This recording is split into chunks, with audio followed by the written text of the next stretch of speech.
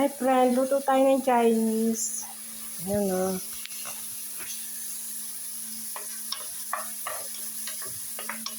Nagustuhan nila yung Chinese na luto ko. Ito yung mga sahog. Ayan.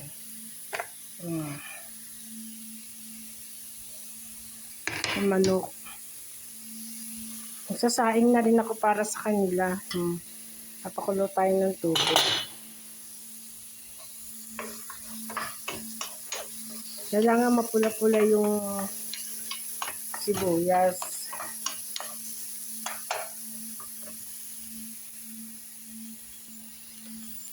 Hindi pa siya mapula.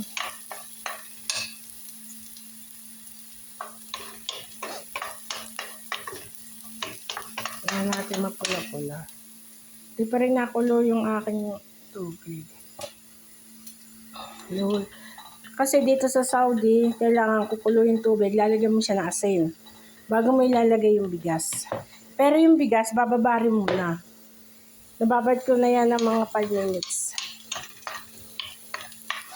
Hindi pa siya mapula.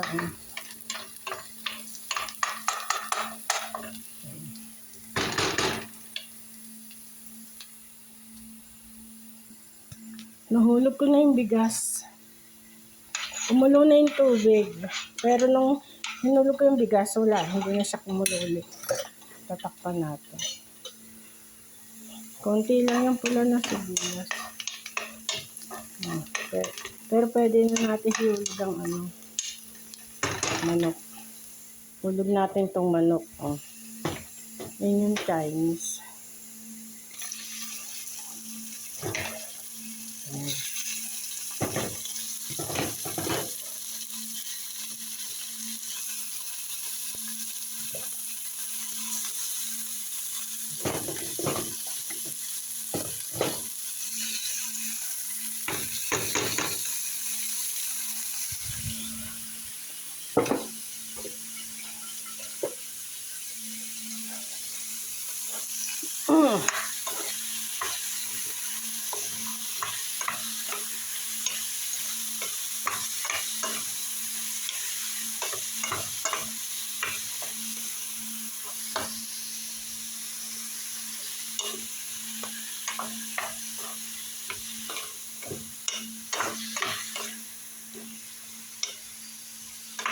Shout out kay Bike tayo.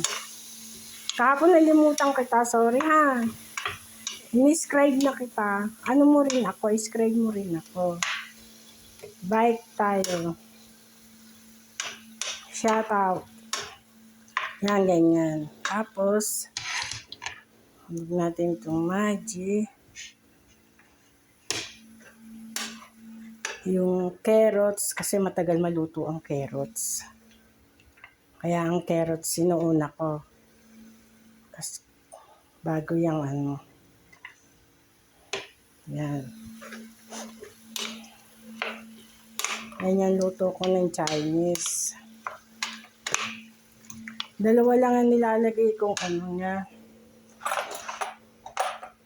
Itong pamintang durog, yan lang nilalagay ko. Tapos, sanay na ako maglagay talaga ng luyang pulbos. Kahit ano lutuin kong ulam, nilalagyan ko yan.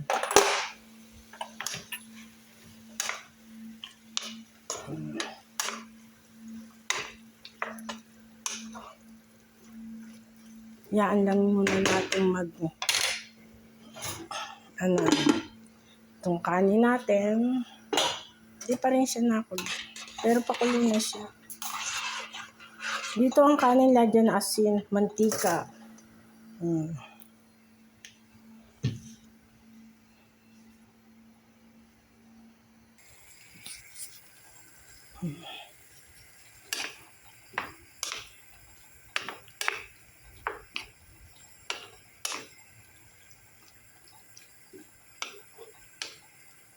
Tapos lalagyan natin siya nito.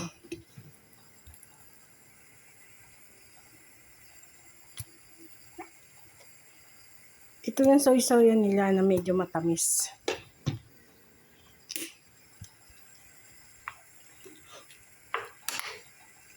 Soy-soya nila yan.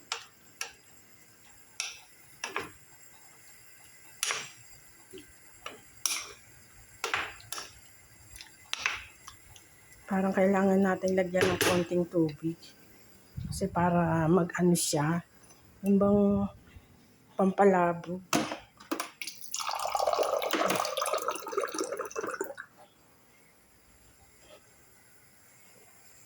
Ayan.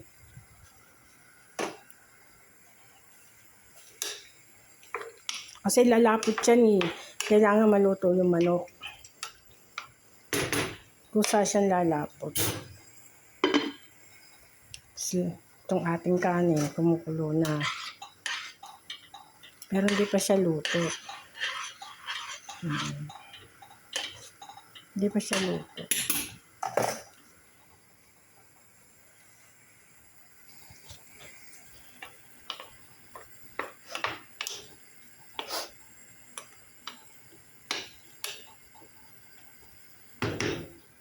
Pero wala pa kayo soya.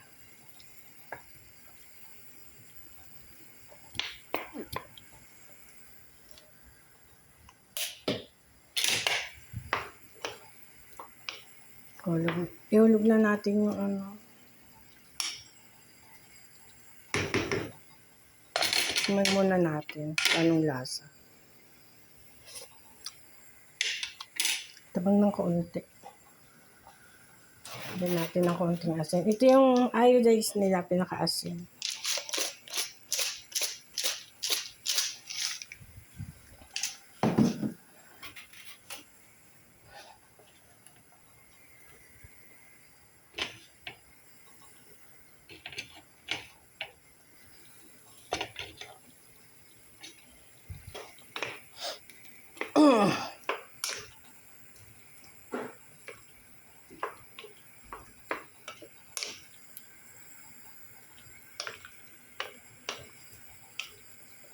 Tikman natin kung okay na yung asin niya. Kanina matabang ng konti. Okay na. Yan. Yung kanin ko naman.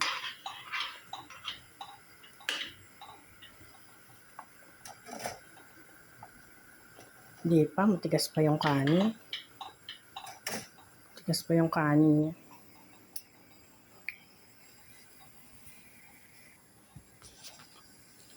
Tingnan natin ito. Hindi pa rin. Lalagyan natin siya ng honey. Nga pala. Pero hindi pa ngayon. Kasi hindi pa luto yung manok. Tigas pa. Lagyan nyo na honey. Tingnan na natin lasa kung okay na. Okay na.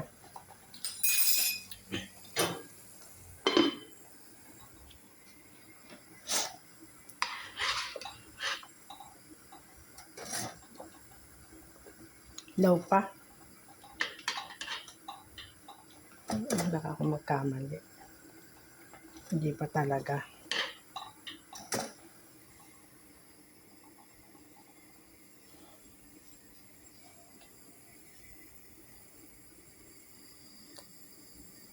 Ganyan lang yung pagluto ng Chinese.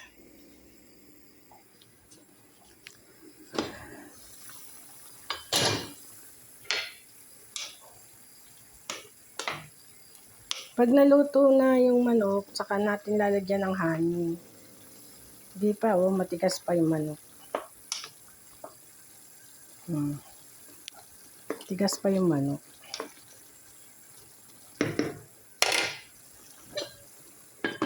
Gusto niyo makita paano magluto ko ng kanin dito? Pakita ko sa inyo. Kaya alam paano. Yan. Patayin natin yan. Tapos, sasalin natin yung bigas dito.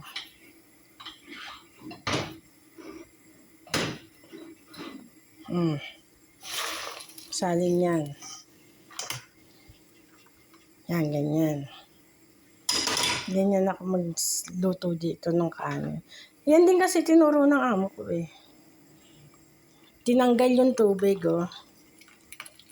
Yan.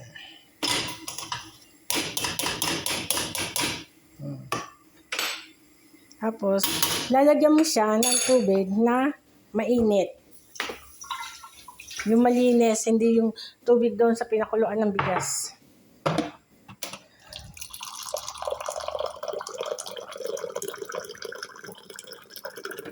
Yan.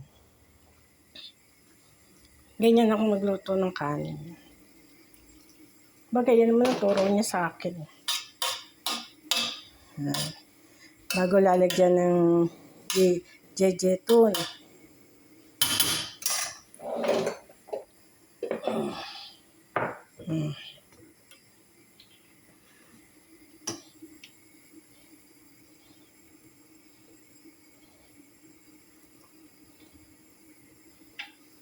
Yan. Bago papainin yan. Pero meron pa ako isang ilalagay. Ito. Yung sagawa. Mahal to sa kanila.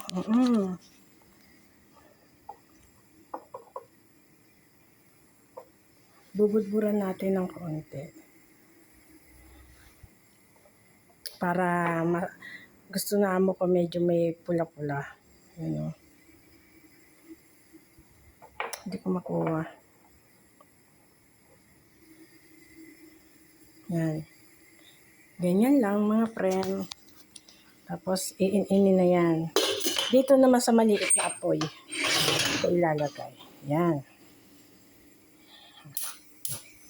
Maiin-in na yan dyan. Ito namang aking Chinese. Lagyan ng natin ng isang milaga lang. Isang kutsara lang na honey.